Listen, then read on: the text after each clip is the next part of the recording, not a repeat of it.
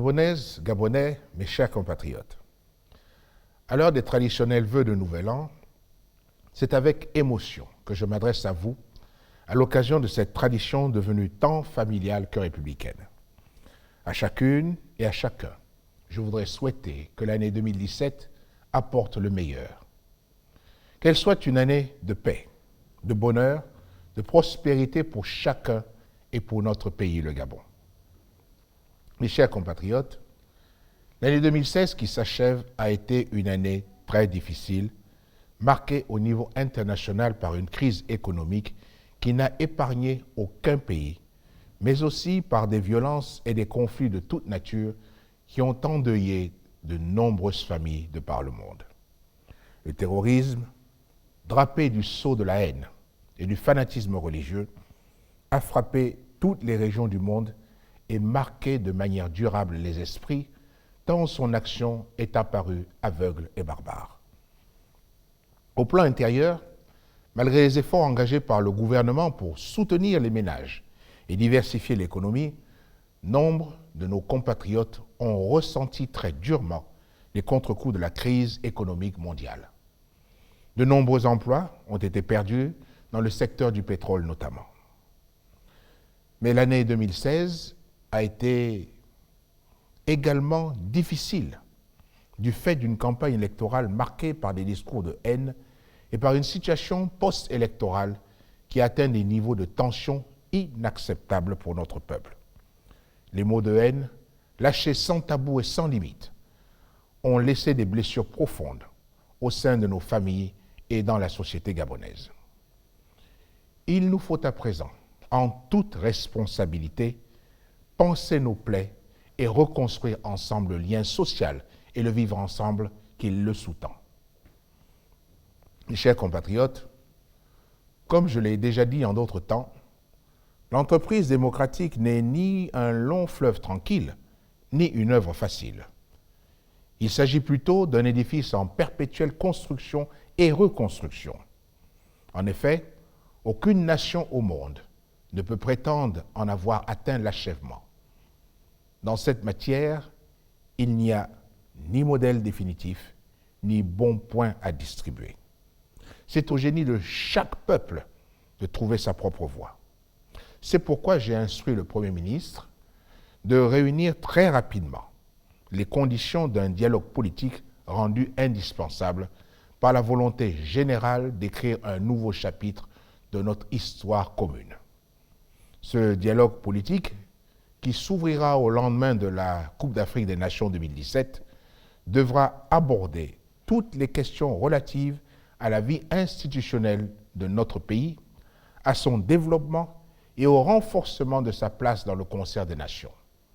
Pour ce faire, je souhaite la participation de tous et la contribution de chacun afin que cette rencontre soit l'occasion du raffermissement de nos institutions, de la consolidation de notre démocratie, de la paix et de l'unité nationale.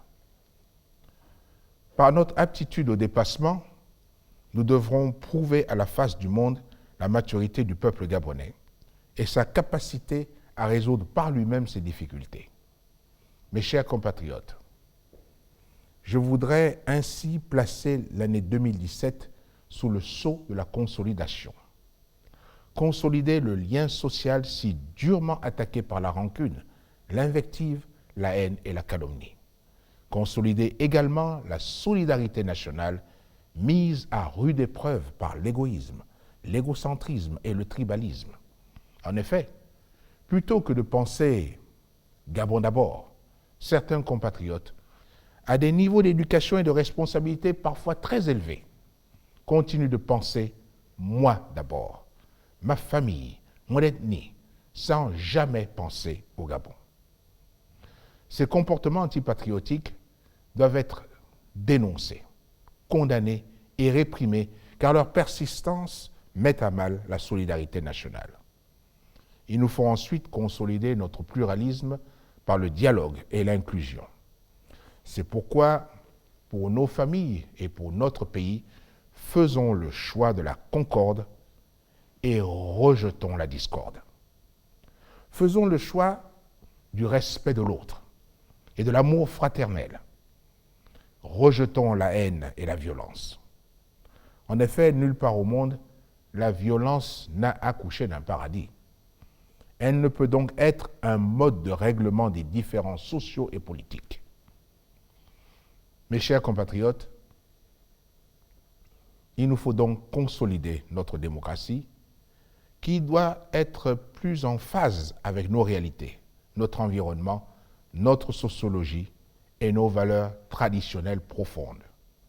Cela passe notamment par l'amélioration de notre système électoral qui comporte en effet trop de risques de division et d'affrontement et dont il nous faut absolument sortir. Il nous faut également consolider notre système institutionnel car, hérité de la Conférence nationale et des accords de Paris et d'Arambo, certaines institutions méritent des évolutions et des adaptations aux nouvelles réalités de notre pays. Il nous faudra enfin consolider notre économie pour la rendre plus robuste et plus compétitive et par là même assurer notre véritable indépendance. En effet, la diversification de notre économie et la transformation locale de nos matières premières sont devenus des impératifs absolus si nous voulons créer plus de richesses et plus d'emplois, et en particulier pour les jeunes et pour les femmes. Mes chers compatriotes, des forces rétrogrades, ici et ailleurs, veulent nous empêcher de parvenir à cette indépendance, car elles tirent profit des rentes de l'ancien système économique au détriment de notre pays et des Gabonais. Mais je le dis et je le répète, la crise économique actuelle, aussi dure qu'elle soit, n'est pas une fatalité. Elle doit, bien au contraire, nous offrir l'opportunité de nous réapproprier notre économie et de libérer le génie créateur de notre peuple.